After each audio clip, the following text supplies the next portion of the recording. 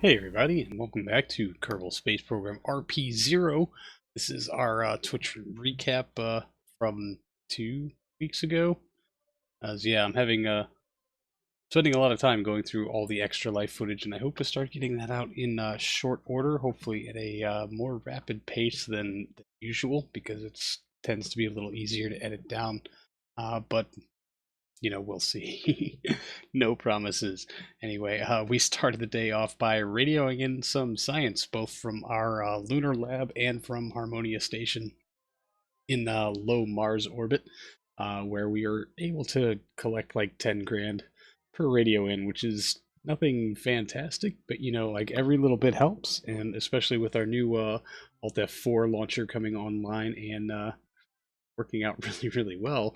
Those cost like between 7,500 and 11,000 to field, depending on payload, obviously, and can generate about 5 times that per flight. So, which means each one of these fully stocked radio ins that we have basically buys us an Alt F4 that can generate 5 times that. So after both of those radio ins, we will jump out to our Enceladus mission, which is about to make yet another of its many dozens of hundreds of flybys. So we're going to make sure that we're not actually going to impact the little snowball, and that we are going to swing around in such a manner to where our very minuscule gravity assist will actually do us some good. We will be lighting the engines on this flyby and coming in as danger close, I guess, as we can tolerate. No real Oberth effect on this tiny little moon.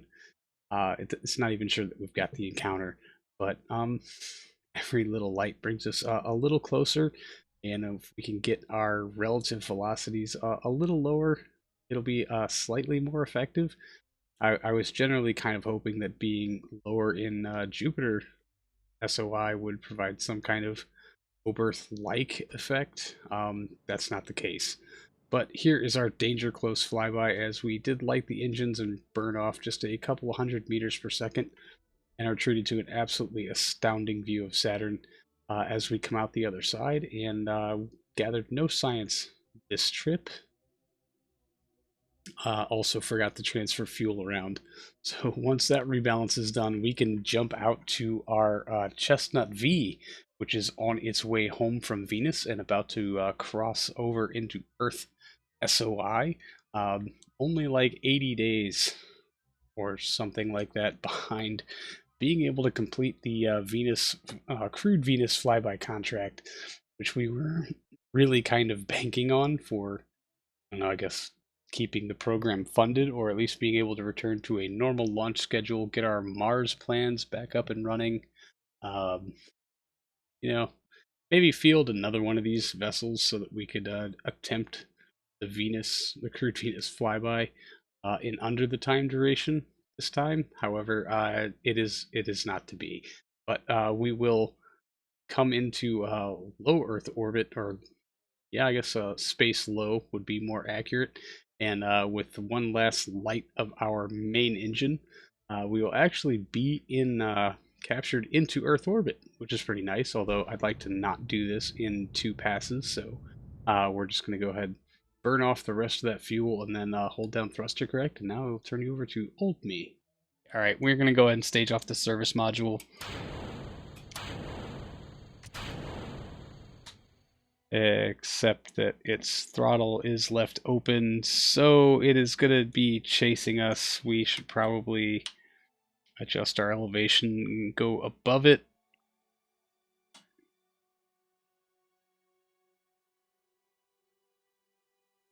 Oh, hey, look, it was the flight computer that had all the smarts. We do not have all the smarts. I just don't want that thing to hit us. Let's maybe duck to the side? Probably.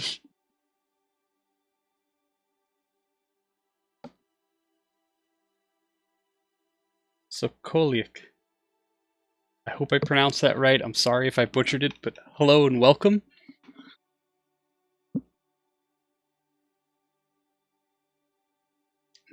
The advanced AJ10 is good. The early one makes me want to punt babies, so not the hero time. I can totally see Sono saying that. He has an interesting way with words.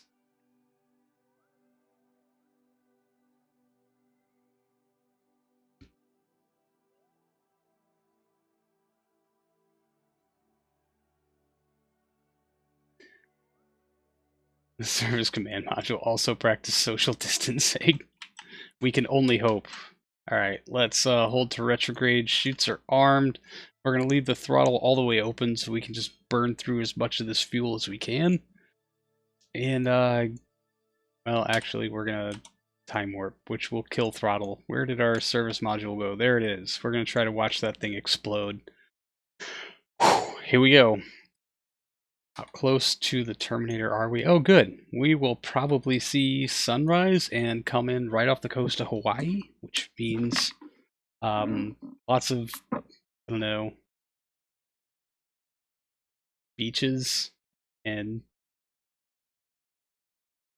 Hawaiian drinks for this crew that returns home. And we'll probably need to sit in a wheelchair for a while because they've been in 0G for like 6 or 7 years. 110, we are atmospheric. Let's hold throttle open and burn as much of this fuel off. This is not about slowing down. This is about getting rid of kerosene. Might go grab dinner. Good plans. I will be online and broadcasting for about another... And there goes our service module. We have to watch the explosions. Probably another 2 hours or so.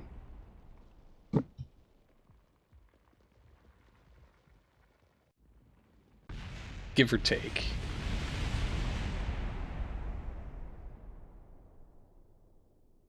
Fun times. I should have screenshotted that. Why did I not? Please be safe, crew.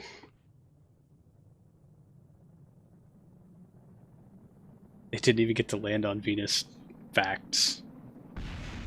Oh, what the hell? What was that? What was that? Oh, Communitron. Obviously. Don't crash. Do not crash. Oh, come on, KSP. Don't do this to me.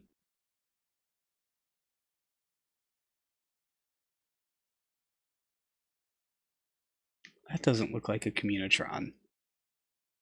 Just saying. But I think we lost KSP again. Ablative struts. Oh, I had pressed escape. I'm real. Having a day, y'all. Having a day. G-load, nice and comfortable. Dude, you've got to stop this. Communitron. All of our comms equipment has burned off. I have a little mini heart attack every time that happens.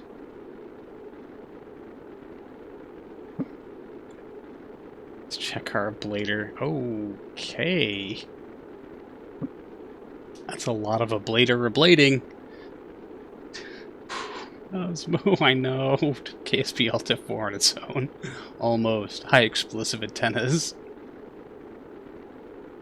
I would, except there's no good way to get this heavy SOB to do a lifting reentry, so we just gotta eat the G's. This one does, but if we offset it, it doesn't do much because all the mass is here. Later go brrrr.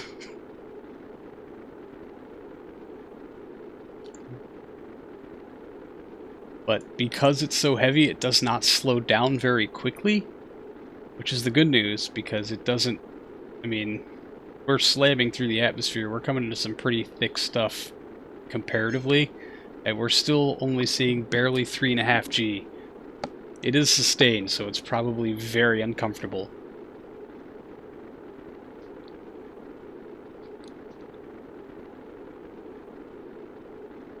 But they are also not descending very quickly at the moment, so they're unlikely to see a lot more, although this The level of ablator right now is starting to concern me.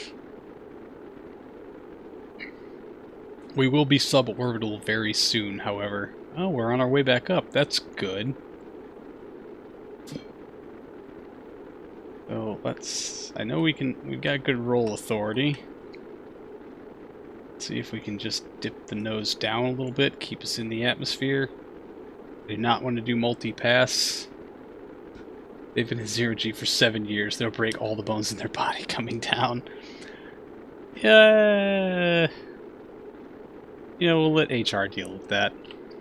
You open the resource panel to monitor ablation rate? Can I? Is that a thing?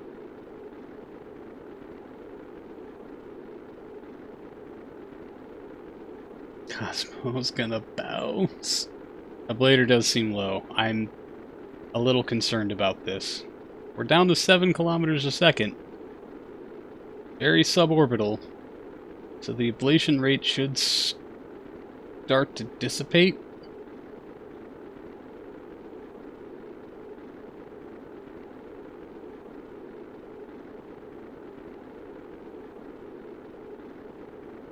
Now we're down to like 2G. 3G. Is that 3? Yeah, 1. No, we're down to about 2G.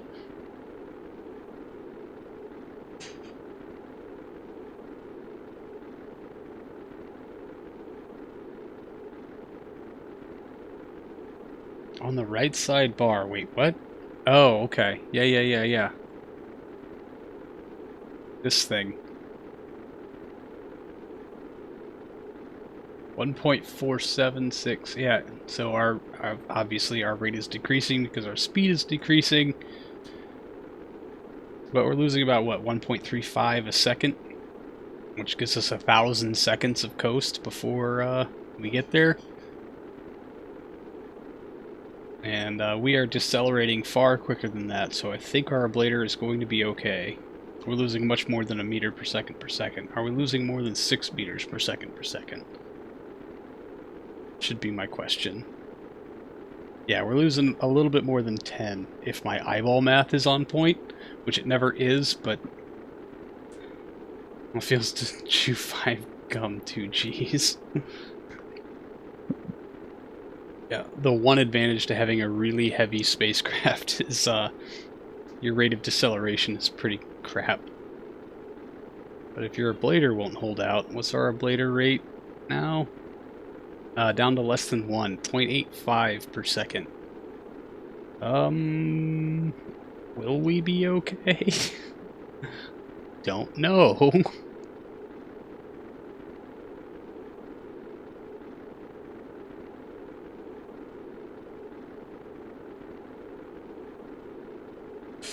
I think our estimation of coming in somewhere close to Hawaii was vastly overrated. At this point, we're going to land in Australia.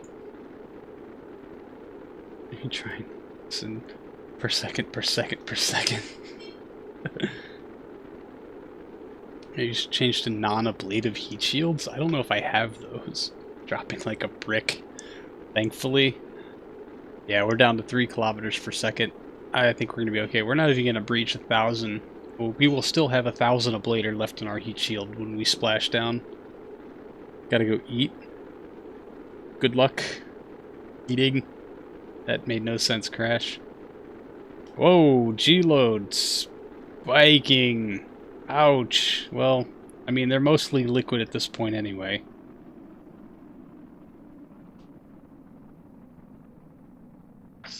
Oh boy. Thank you. Chutes are armed. We did check that.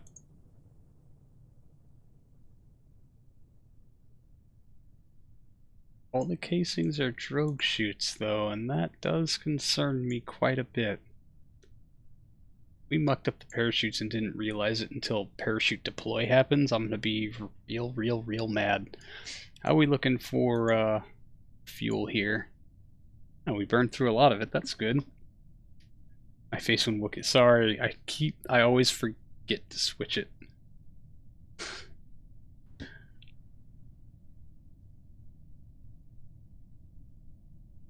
Kerbals are short for a reason. They have good G tolerance. Very localized center of mass.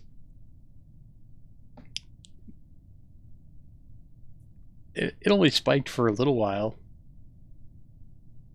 And they get like lots of vacation after this. We're probably not going to deploy these Kerbals ever again. They're going to go to our retirement community in Southern California. 20. Well, welcome, everyone. Just dump all the RCS. Yep, that's the point. Less load on the parachutes. Get rid of what we can while we can. They're bringing home very valuable science and, 6 Kerbals. Whatever. They can all die as long as we get the science. No, that would make me very sad. Let's not wish them ill. What we can do is physics warp. Hey, drogue shoots! Why are all of them deployed at once? Uh-oh.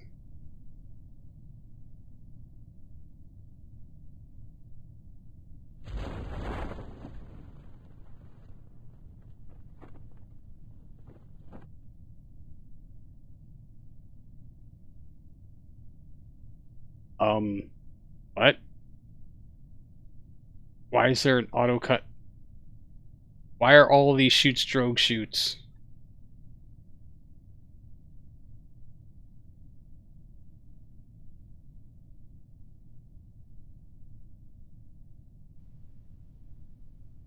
I made no changes to this. No changes to this. It's the same version that flew to Mars. 1, why are the parachutes deployed? 2, why is there an auto cut altitude? You've got to be effing kidding me. I will reload. Oh wait, no, here are the primaries. I'm real stupid. We're good. We're good. We're good. We're good. We're good. I don't think we're going to be able to work again after 6 years in space, followed by this return fair, which is why we're not going to ask them to. Dead Kerbals are not stonks. Vegetable Kerbals. It only cost 10,000. Quite expendable. I completely missed this band of our primary shoots. Yep, thank you, Scorpio. I just haven't flown one of these in a while, and I forgot exactly what we did. So, there's that. Thank you, Wookie. I'm just real. No, I'm not okay, obviously. They're Aussies now. Oh, the mains are someplace else. Good for me. Yep. Hey, brown water. Yeah, we are certainly out in the middle of Nowheresville Ocean. I haven't had this, the ocean not existing glitch in quite a while. Shouldn't the primaries have deployed by now?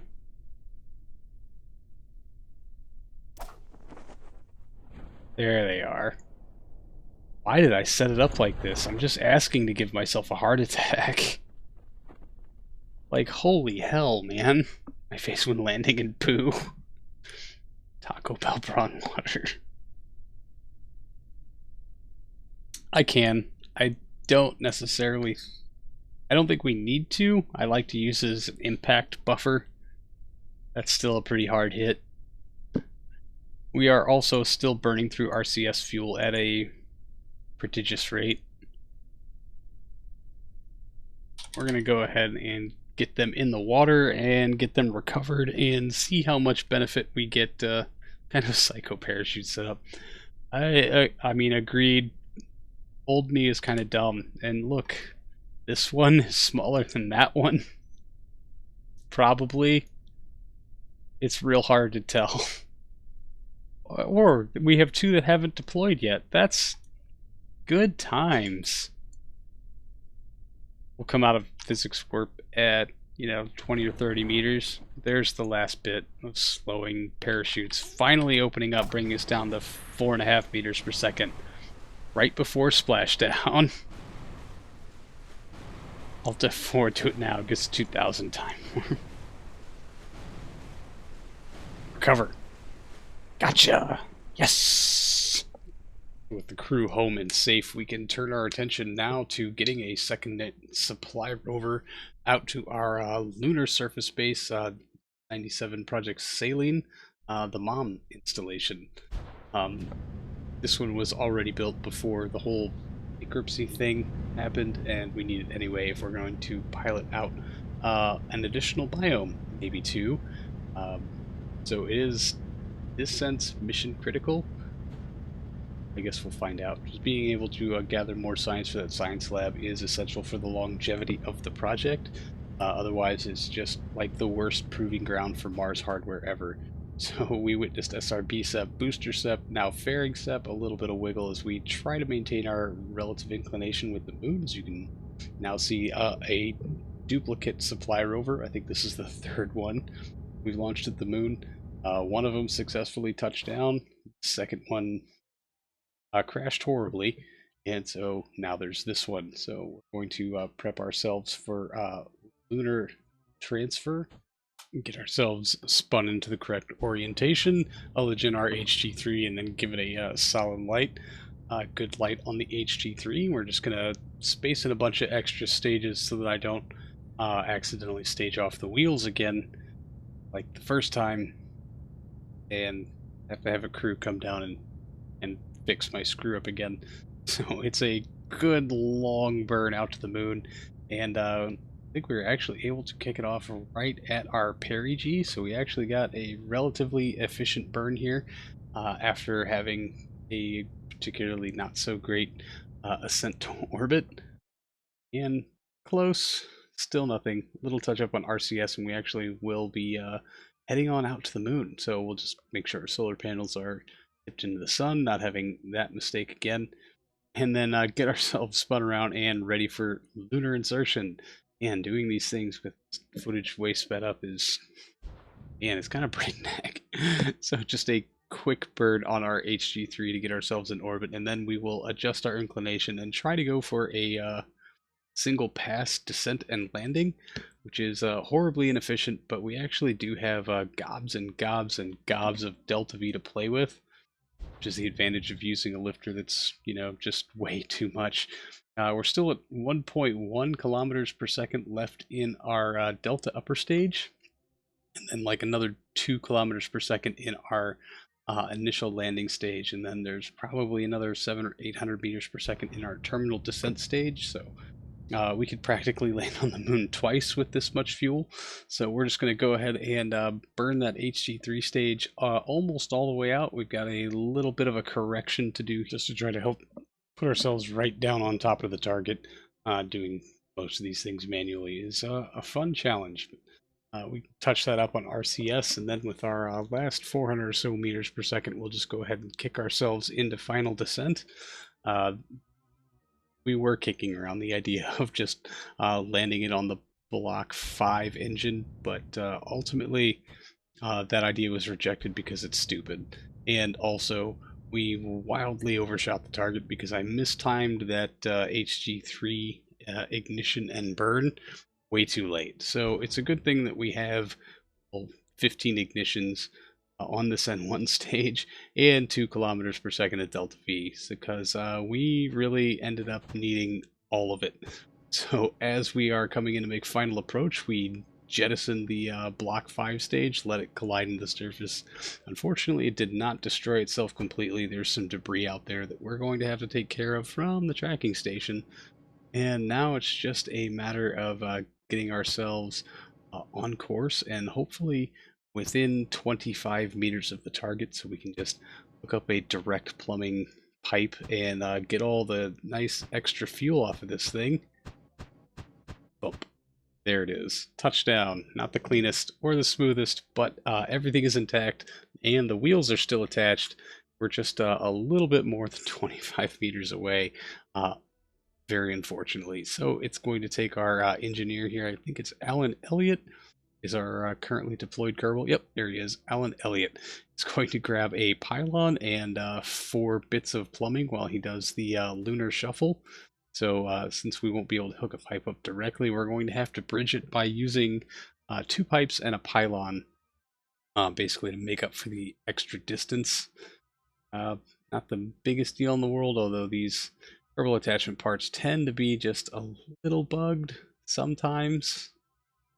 And sometimes they just randomly break their connections. The pylon doesn't connect to the surface, or things that are attached to the pylon fall off. I generally just don't particularly want to use them. So we're going to drain as much of the fuel from the rover section as we can, that being all of it, and then we're going to reconnect this pipe while hooked up to the base so that we can drain the rest of the fuel from the installation itself. Unfortunately, this is where I ran out of time, so we're going to have to pick this up again next time. So till then, see you later.